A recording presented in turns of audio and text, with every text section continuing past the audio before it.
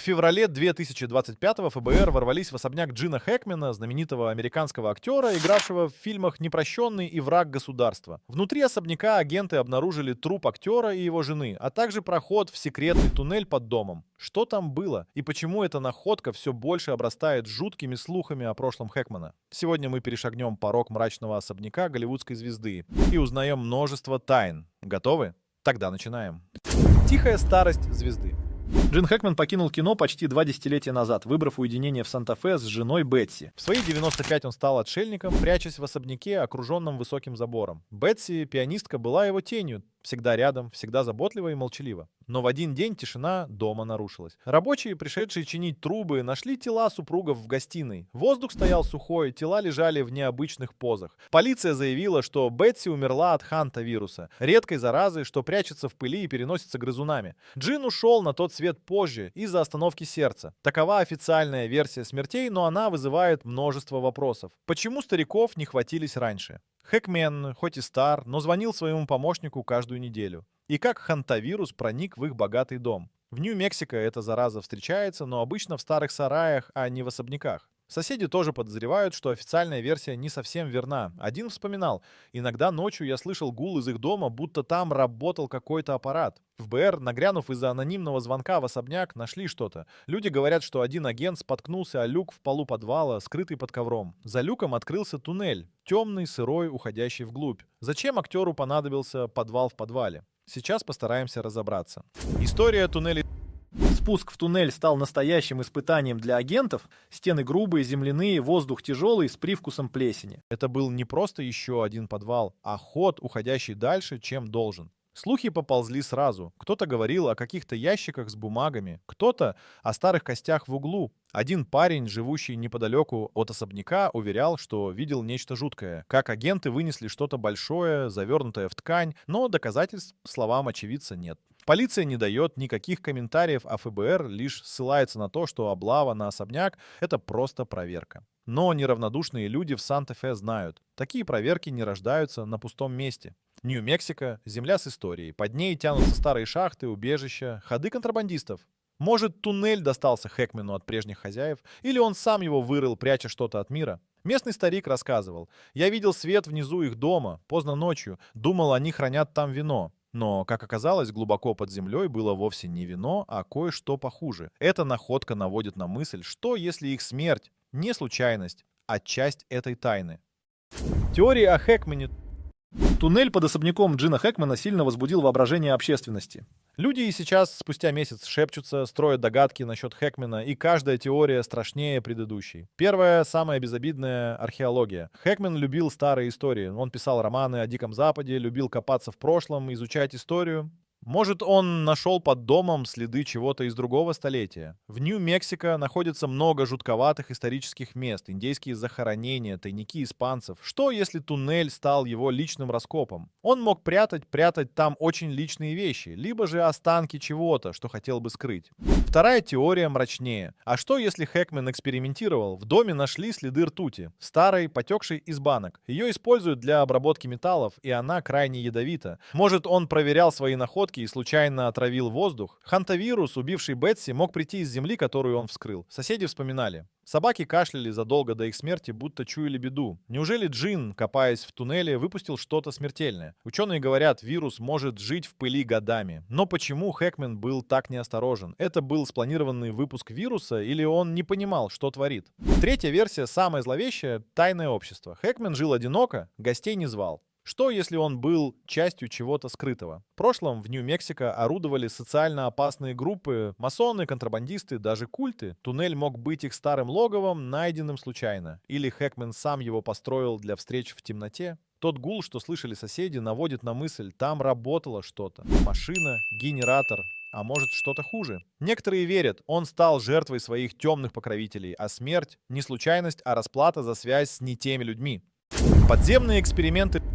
ФБР не опровергает и не подтверждает факты о таинственном туннеле, но слухи лезут Из всех щелей. Один из источников сообщил, что в туннеле нашли ящики, деревянные, потемневшие от сырости. Внутри бумаги, пожелтевшие и мятые. Может, это заметки Хэкмена о его книгах? Или что-то личное, что он не хотел показывать? Бывший сосед Хэкмана, видевший агентов, уверяет, в ящиках, что выносили агенты, были кости, разглядеть их не удалось.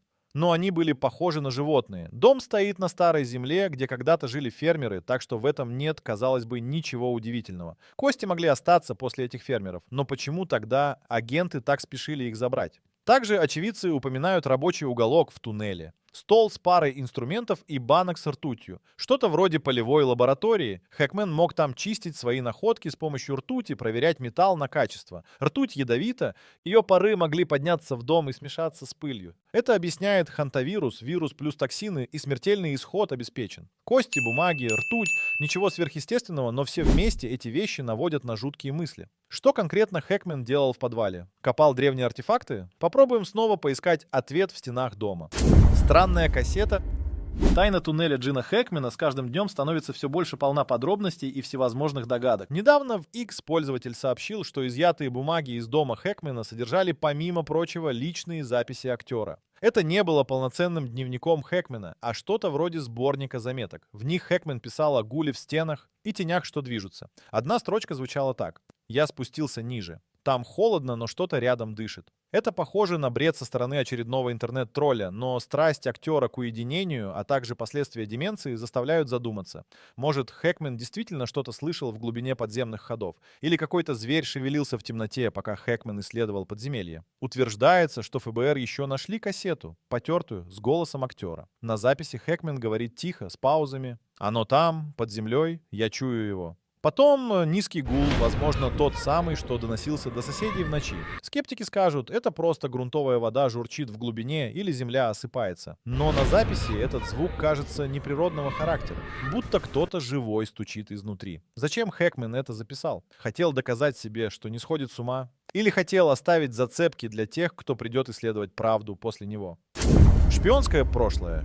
Чтобы лучше понять тайну туннеля под особняком, надо заглянуть в жизнь Хэкмена. Он был не просто актером, он жил тайнами. В молодости служил в морской пехоте, потом играл шпионов и параноиков, например, в «Разговоре». Эта роль могла засесть в нем и пробудиться вследствие деменции. Хэкмен как-то сказал: «Меня тянет к тому, что спрятано». После кино он погрузился по уши в книги, писал о старых временах, копался в пыльных архивах. Может, эта тяга к истории и привела актера под землю. Он мог найти старую карту или услышать от местных о ходах под Санта-Фе, решив проверить сам их существование. Собаки. Собаки — еще одна ниточка. Их было 5, и они жили с ним до конца. Соседи замечали. Перед смертью псы выли и кашляли, будто чуяли беду. В туннеле нашли кости, там старые, звериные, может, от прежних собак. Или от чего-то еще. Хэкмен их любил, но не замечал ли он, что они страдают? Это наводит на мысль, туннель влиял на всех в доме. Может, он знал больше, чем говорил, но молчал. Из страха или упрямства? Его одиночество тоже важно. Он сторонился людей, закрывал ворота. Это идеально для человека с тайной. Будь то эксперименты с землей или встречи с тенями прошлого. Что, если он стал частью чего-то скрытого? Не культа с ножами, а тихой группы, что хранит старые секреты. Или он просто заблудился в своих мыслях, копая глубже, чем следовало. Мнение Голливуда. Когда слухи о туннеле вырвались наружу, мир загудел. Старые друзья Хэкмена из Голливуда качали головами. Он всегда был чудаком. Кто-то шутил, что Джин нашел под домом сюжет для нового фильма. В Санта-Фе началась лихорадка. Люди толпились у забора, снимая каждый угол.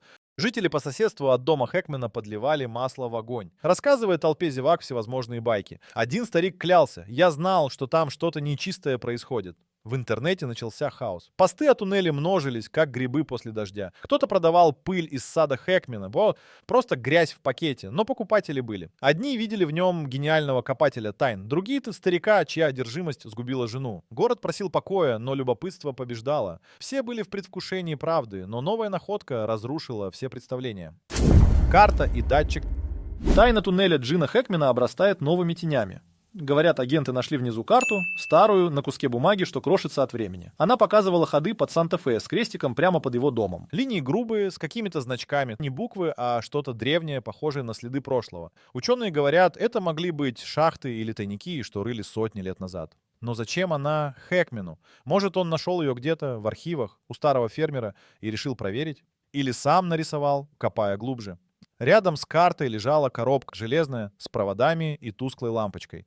Когда ее тронули, раздался гул, низкий, дрожащий, как тот, что слышали соседи. Это мог быть старый датчик. Такие ставили в шахтах, чтобы искать воду или руду. Но кто его включил?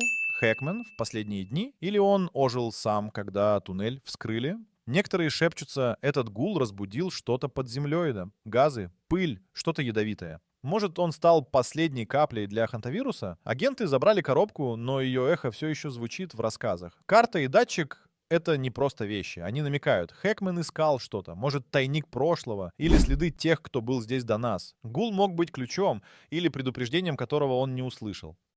Хантавирус. Смерть Бетти от хантавируса — ниточка, что тянет к туннелю. Вирус редкий, прячется в пыли, что оставляют грызуны. Но в чистом доме Хэкмена мышей не водилось. Тогда откуда он? В туннеле нашли землю. Сухую, с мелкими косточками, будто от крыс или собак. Ученые говорят, вирус мог спать в этой пыли годами, пока ее не потревожили. Может, Хэкмен копал и поднял смерть наверх? Плесень на стенах, черная, влажная, только хуже сделала. Ее споры могли смешать с вирусом, превратив его в убийцу. Собаки — свидетели. Они кашляли и выли, еще когда Бетси была жива. Соседка вспоминала. Она жаловалась, что псы чешутся, но думала, это блохи. Неужели они первыми вдохнули яд из туннеля? Хэкмен мог не заметить. Возраст брал свое. Разум путался. Или он знал, но молчал, поглощенный своей тайной. Ртуть, плесень, пыль — все это могло стать ловушкой. Эксперименты с землей, что он вел внизу, обернулись против него. Но что он искал? Истину или что-то, о чем не говорят вслух? Туннель стал дыханием смерти, тихим, незаметным, но крайне опасным. Хэкмен, сам того не ведая, из-за своих путешествий по подземелью подписал смертный приговор себе и супруге. Одержимость туннелем. Хэкмен, ввиду своего затворничества и нежелания выходить на публику, нашел себе занятие по душе — исследование древних подземелий. Правда, если учесть его заметки о тенях и гуле, то становится очевидно, дедушка слишком заигрался со своими подземными ходками. Что же Хэкмен увидел там, в земных недрах? Может, он нашел старую шахту и решил, что там спрятано что-то важное? В Нью-Мексико ходят легенды о золоте, о тайниках, о людях, что исчезали под землей. Или он поверил в мифы прошлого, о индейских капищах, что хранят в себе невероятную мощь. Его роли в кино, как мы уже говорили, вполне могли сыграть с ним злую шутку. Он играл шпионов, людей, что видят то, чего нет. Что, если эта паранойя ожила в сознании несчастного старика? Туннель стал его убежищем. Местом, где он искал правду или прятался от нее. Карта, датчик, заметки — это как послание, но для кого? Для нас? Для тех, кто знает больше? Или для теней, что он чуял внизу? А может, он понимал, что уходит и хотел оставить след? Там что-то есть, писал он. Это крик одержимого или зов к тем, кто придет после. ФБР забрало его тайну, но она все еще шепчет из-под земли. Что он разбудил и что осталось ждать нас? Странные узоры. История про таинственные ящики в туннеле вскоре нашла свое продолжение. Пользователи социальных сетей, живущие в Санта-Фе, уверяли, что в вывезенных агентами ящиках были странные камни с необычно вырезанными линиями. Согласно слитым данным, у них был слабый намек на радиацию. Не от бомбы, а от чего-то другого. Возможно, урана, который вполне можно приобрести на черном рынке. Камни, как говорили очевидцы, были очень странные. Линии на них не просто царапины, а узоры, что могли оставить люди прошлых веков. Может, Хэкмен нашел тайник не с золотом, а с каменной живописью древних племен индейцев. Ртуть, что он использовал, могла быть использована для очистки камней. Но откуда радиация? Она могла прийти из земли, которую он вскрыл. Или это последствия его экспериментов. Неосторожных, смертельно опасных. Судьба особняка. Особняк Хэкмена стал домом-призраком, Санта-Фе. Его хотят продать, цена выросла из-за шумихи. Но никто не спешит жить там, где смерть вышла из-под пола. Город шепчется о создании музея, чтобы показать туннель людям, рассказать удивительную историю. Но ФБР держит дом под замком, будто боится, что общественность найдет там что-то важное. «Пока все неясно», — сказали они и перестали отвечать на вопросы журналистов. Но киношники уже навострили свои перья в предвкушении. Фильмы, книги и подкасты о тайне Хэкмена ждут удобного момента, чтобы выйти в массы. В массы, где одни видят в нем гениального археолога, что копнул слишком глубоко, другие — старика, чья страсть к неизведанному сгубила его и жену в придачу. Тайна не раскрыта. Бетси осталась в тени. Ее пианино ушло с аукциона, но кто-то купил его, уверяя, что клавиши все еще хранят прикосновение известной пианистки. Выжившие собаки нашли новый дом, но их вой до сих пор помнят соседи. Туннель, говорят, засыпали. По крайней мере, так говорят местные власти. Но люди, живущие неподалеку, клянутся. Иногда ночью земля гудит, как раньше. Может, там внизу что-то осталось? Кости? Тайны? Или результат экспериментов Хэкмена, который ждет своего часа? В сети не утихают споры на эту тему. Люди гадают, что скрывал пожилой актер-затворник. Одни требуют у ФБР открыть правду, другие уверены, что лучше этой темы не касаться вообще. Хэкмен ушел, но оставил после себя, помимо доброй памяти, как об актере и писателе, жуткое наследство в виде странного подвала. Тайна особняка Хэкмена — это история, которая будоражит кровь и леденит душу. Эксперименты с землей, туннель в прошлое или следы тех, кто скрывал свои секреты под холмами. Он копал, искал, но нашел смерть. Для Бетси, для себя. ФБР унесло его тайну, оставив нам шепот. Что там? Внизу. Может, он хотел рассказать нам что-то? Или спрятать навсегда? Заключение. Что думаете вы насчет тайны особняка Хэкмена? Верите ли вы в ужасы туннеля? Пишите в комментариях. Если история вас зацепила, ставьте лайк и подписывайтесь. Впереди вас ждет еще много нерассказанных тайн.